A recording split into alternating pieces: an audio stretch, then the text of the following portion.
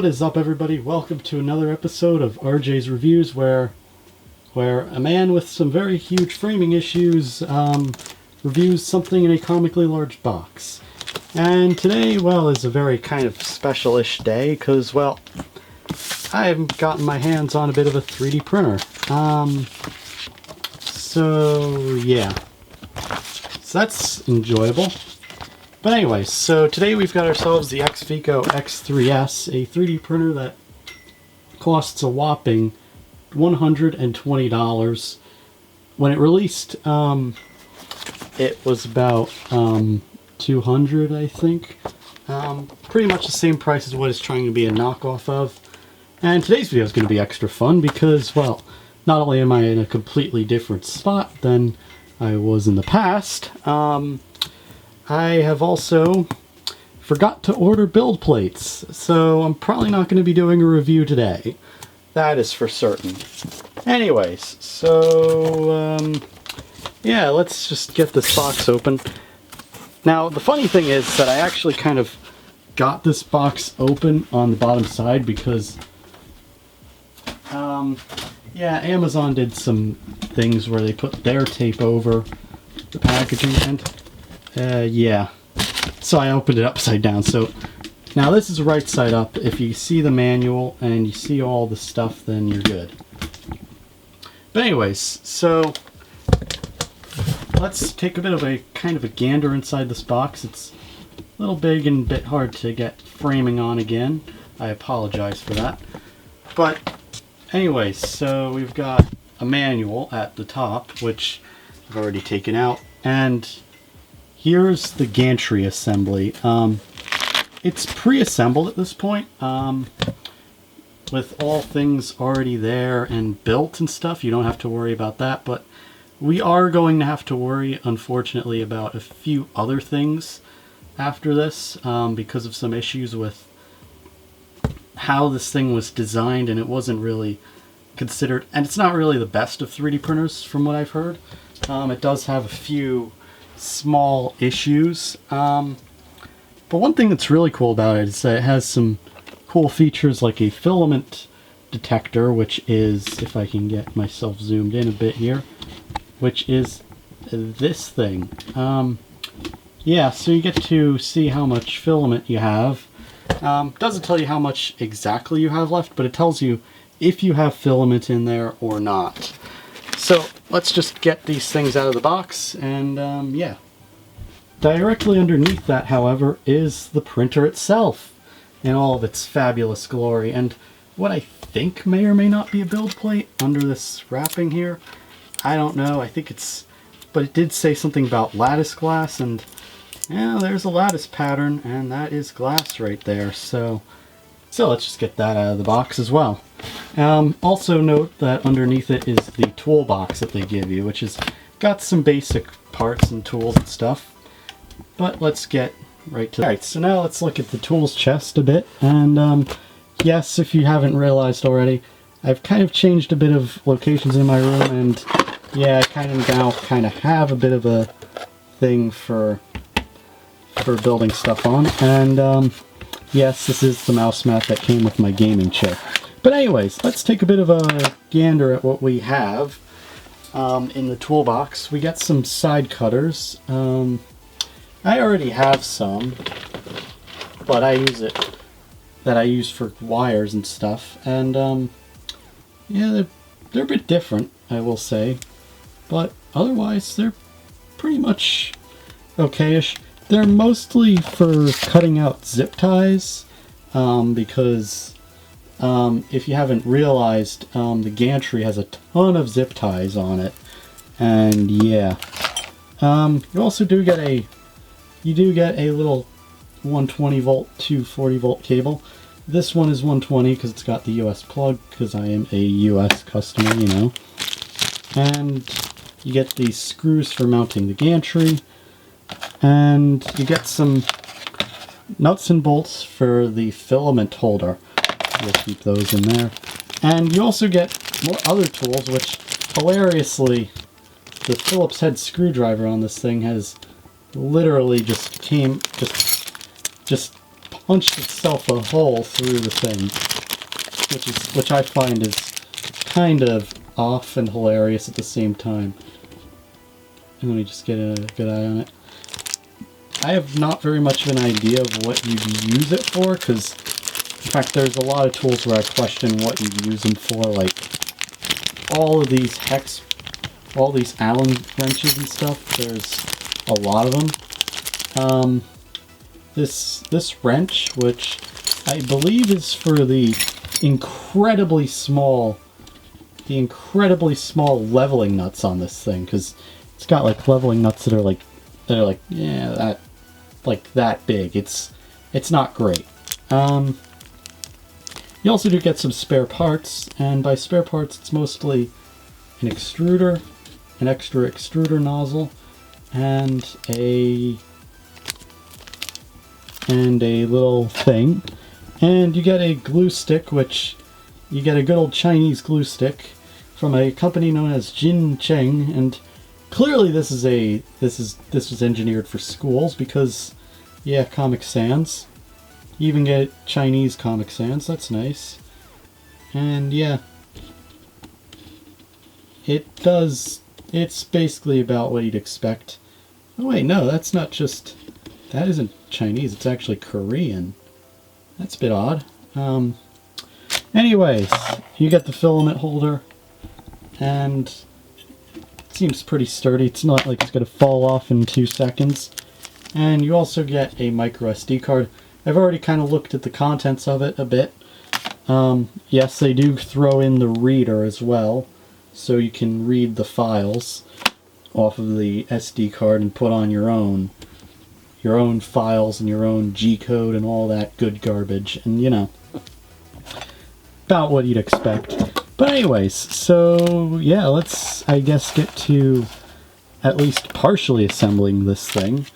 So yeah. Alright, so I believe it is now time for assembly. So yeah. I ended up having to get a whole entire stand for this thing. It's a bit big, not gonna lie, but yeah. It does, I guess it does the job. Alright, let's assemble this. Alright, so I didn't film the first step, but I can probably get away with filming the second step, because that is just a matter of plugging in wires and stuff. And they're all pretty well organized, so that's pretty good. And I just gotta do the thing with them.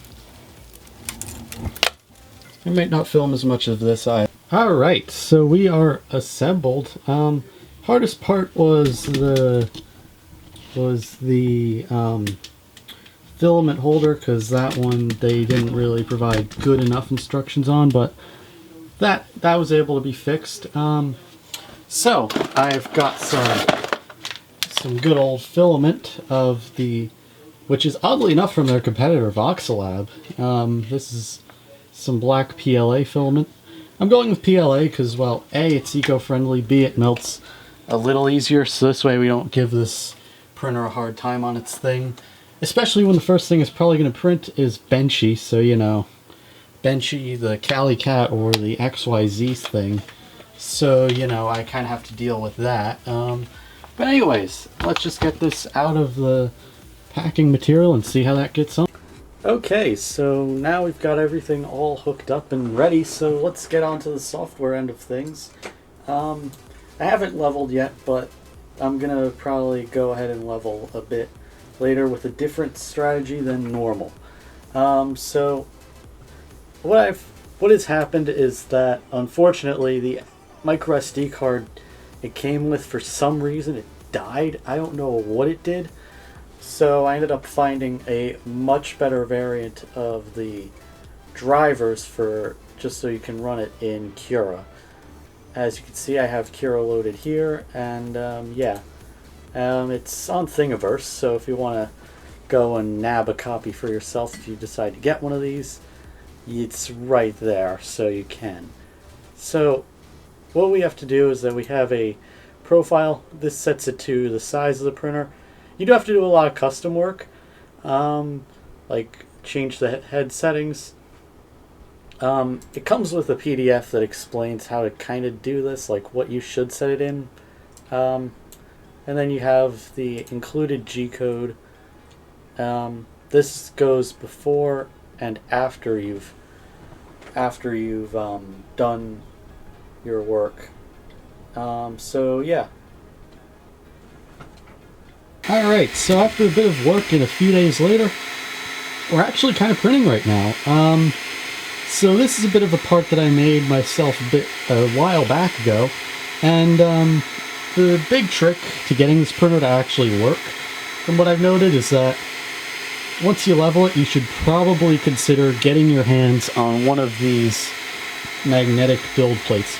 This used to ship with them many years ago, or about a year or two ago when this came on the market, but unfortunately in the name of cost reduction they gave you the lattice glass, which I really don't like, so I ended up buying some true magnetic build plates, and overall it's printing pretty nicely right now.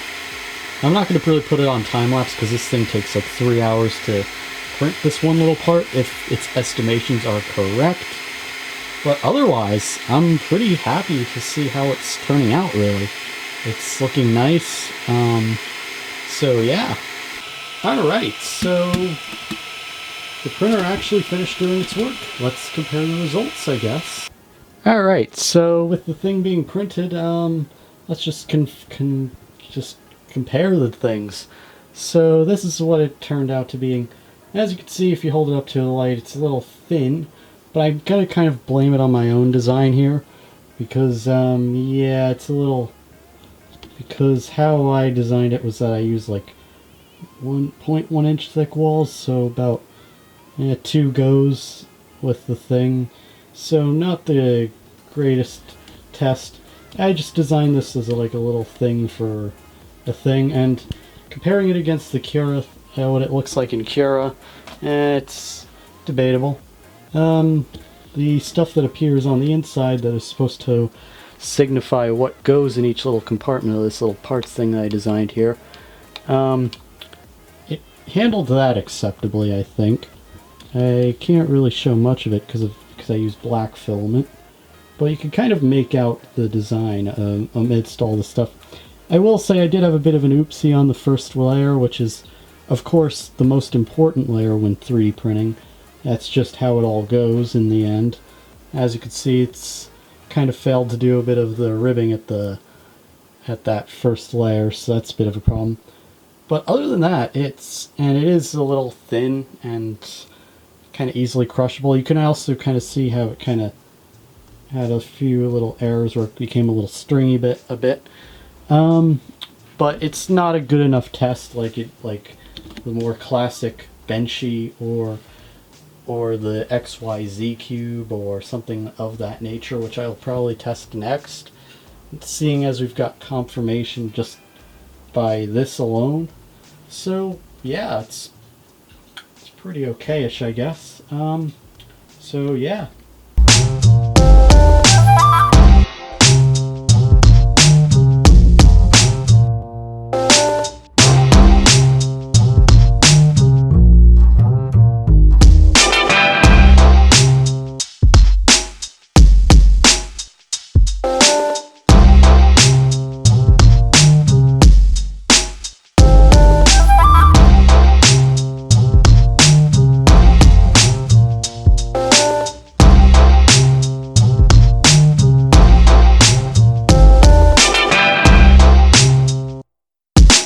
Oh well, so we printed the generic benchy.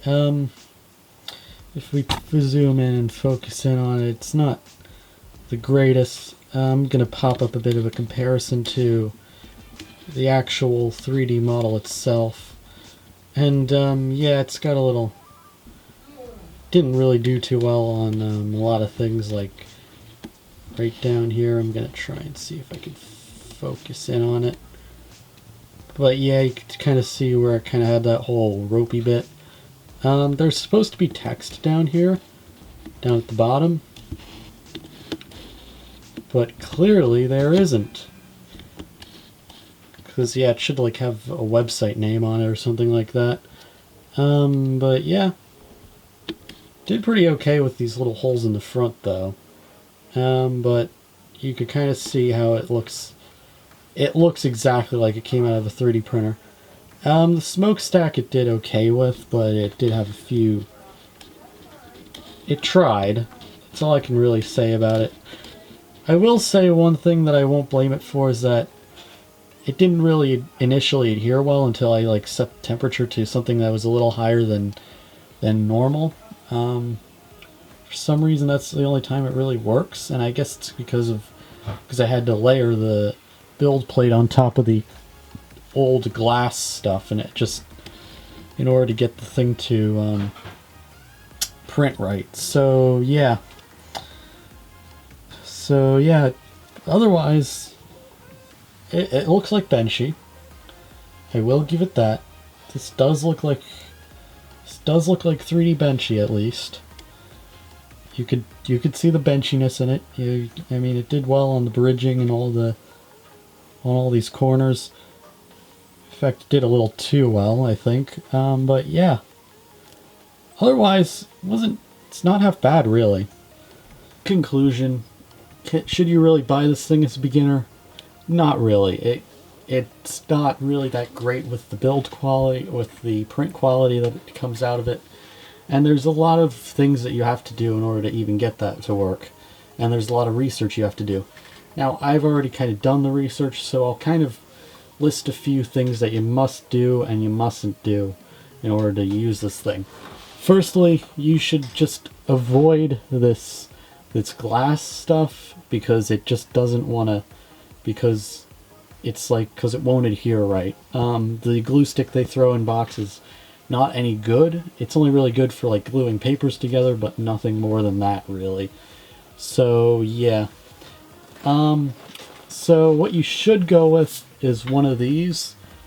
And in other words, and otherwise, you should also prop this up against with the glass itself, because for some reason these newer ones that they're putting out, the ones they've been putting out recently, that's been coming out of the factory, they've had the problem where they've basically put the bed like really low compared to where the gantry is, so it really doesn't adhere right.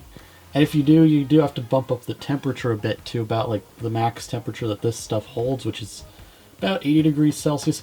I don't like doing that, but at least it lets the PLA kind of adhere right, because at 70 it's not really enough to apparently adhere the PLA. I don't know why, but... Now another thing that I forgot to mention, because it mostly happened after I finished filming, is a bit of a warning that you should probably avoid the micro SD reader that comes with it. For some reason it likes to wipe the micro SD card that comes with it and any micro SD card connected to it.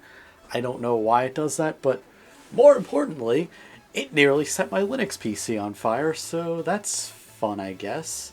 Yes, because what happened is that for some reason it has the tendency of just shorting itself out somehow, so, you know, that's not great. But anyways, so yeah. Doesn't. But yeah. But anyways, so yeah. I'd say, but also, the only things I would really guide people to it would be the fact that it's easier to level because they have that leveling menu on this thing, and the OS is pretty good and it comes together in 2 steps. However, one thing about it is that you do have to kind of have to go ahead and once you've finished assembling it, you should probably tighten things down a bit, like the belts, because those aren't even tight enough. I believe it's some of the models that I did with this thing, well, at least one of the 2, you could kind of see like a little line or something like that where it went off by a bit. It didn't look right. So yeah, it's not really the greatest. Another bit of a thing that didn't happen to me, but because I haven't tried it yet, but I've been forewarned about, is just do not wipe the screen no matter how dirty it gets, because if you do, whatever cleans it just kills the screen, even if it's like the most benign, like, you know, like actual screen cleaning wipes. somehow those things even manage to break the touch part of the touchscreen, so avoid wiping down the screen as much as possible. Because it's a resistive touchscreen, just use a stylus. Any stylus will do. These are Nintendo DS styluses. Works great for these resistive touchscreens, you know. But otherwise, always make sure to keep leveling this thing, because it does have that problem, and every so often go and do a once-over with the screwdriver and pliers or something like that, and do some tensioning and making sure that things are tight, because it can probably go loose after a while, you know. So other than that, it's a pretty acceptable printer. However, would I really recommend it? Not really. But anyways, so yeah. Because other than that, it's just a really solid printer and comes together pretty easily, but you know, there's a lot of things that they do need to iron out. I don't know if they're ever going to ship it with build plates ever again. They used to. I had to buy my own for this, so, you know, as a bit of a solution to a bit of a problem this thing was having. But otherwise, yeah, otherwise it works out pretty, it works pretty well once you can get it to work and you can get things to adhere properly. So, yeah.